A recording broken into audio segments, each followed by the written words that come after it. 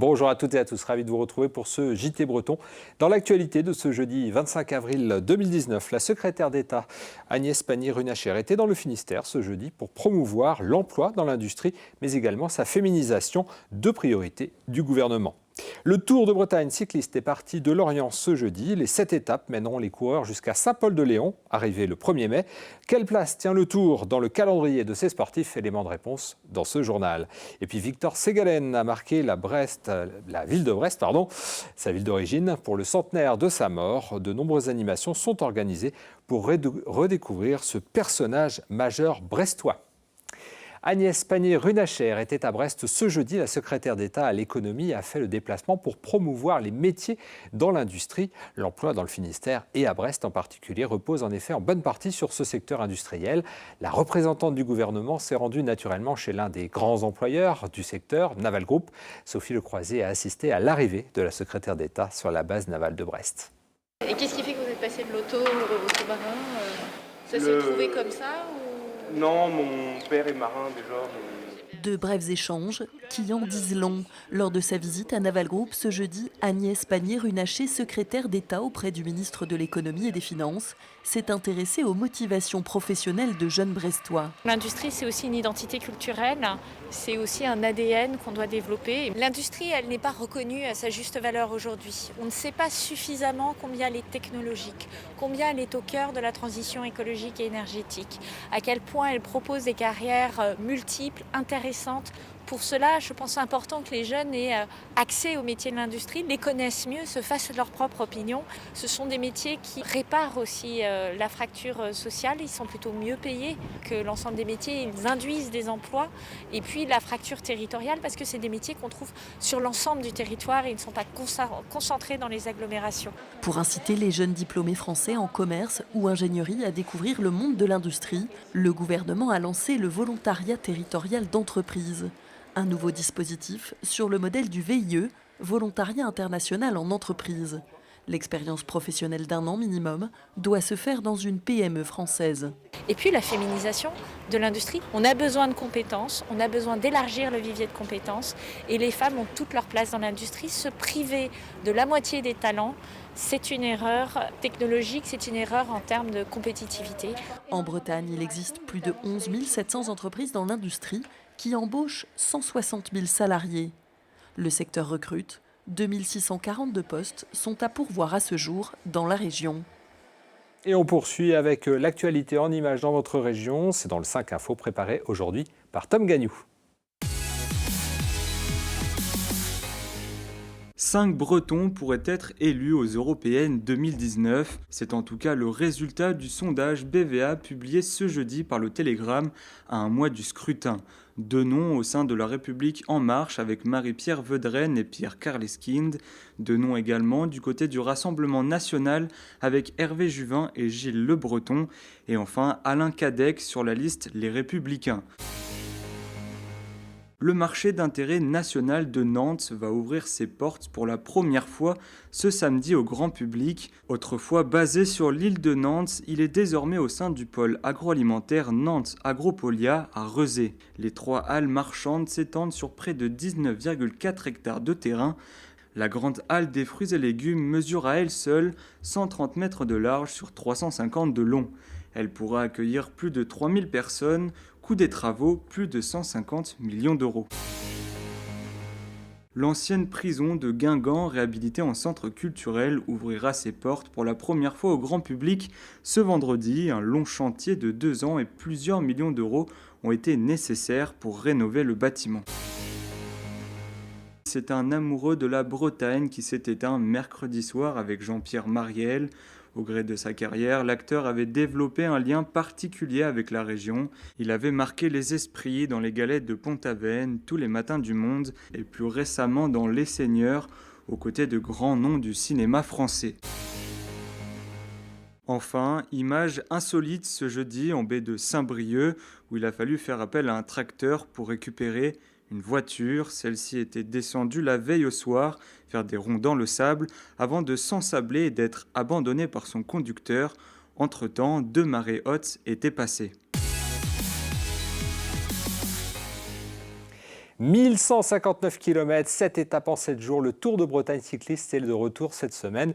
Il aura fallu attendre 20 ans. Le dernier départ de Lorient remonte en effet au 25 avril 1999 pour que le départ de cette course emblématique donc prenne ses marques à Lorient. Reportage Clara Gestin. Coup d'envoi de la 53e édition du Tour de Bretagne ce jeudi midi. À l'affiche, 23 équipes internationales et parmi elles 13 Bretons pour lesquels ce tour a une saveur particulière. Pour un Breton, c'est quand même une des plus belles courses de l'année. Donc je viens ici avec beaucoup de motivation. Le Tour de Bretagne, c'est un peu le Tour de France quand on est une équipe amateur. On n'a rien à perdre et on est là pour se montrer et puis faire le maximum. Je ne fixe pas tous mes objectifs là-dessus, mais oui, c'est une course très importante, c'est sûr. C'est un passage obligé. C'est le Tour national, c'est une des plus belles classes 2, je pense, donc faut être motivé au départ. Beaucoup d'équipes avec des jeunes qui ont le couteau entre les dents, donc ça frotte tous les jours. Sur les 144 coureurs, plus de la moitié ont moins de 23 ans.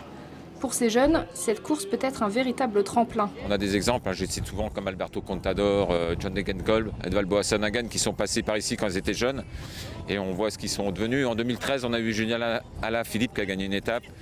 Et donc voilà, c'est le but de la course et c'est le fil conducteur de l'épreuve. C'est aussi l'une des classes 2 les plus longues en Europe, réputée comme l'une des plus dures aussi.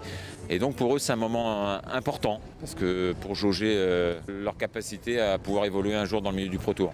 De Lorient à Inzazac-le-Christ en première étape, de Port-Louis à Guégon ce samedi, le peloton traversera en tout 10 communes du pays de Lorient. Les coureurs sillonneront les routes de Bretagne jusqu'à ce mercredi 1er mai pour l'arrivée à Saint-Paul-de-Léon. Et sur cette première étape du Tour de Bretagne cycliste, c'est l'Italien Manuel Belletti de l'équipe Androni Giocattoli-Sidermec qui s'impose donc à Inzazac-le-Christ.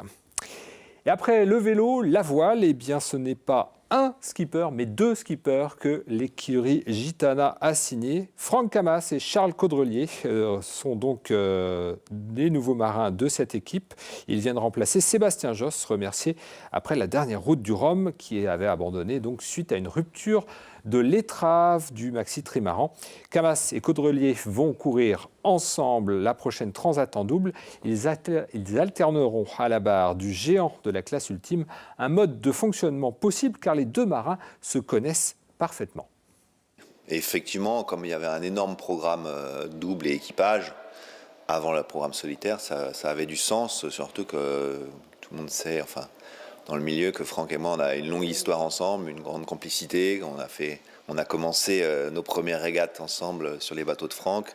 J'ai eu la chance de participer à sa campagne victorieuse sur la Volvo. Il est venu me rejoindre aussi sur ma campagne victorieuse sur la Volvo pour une étape.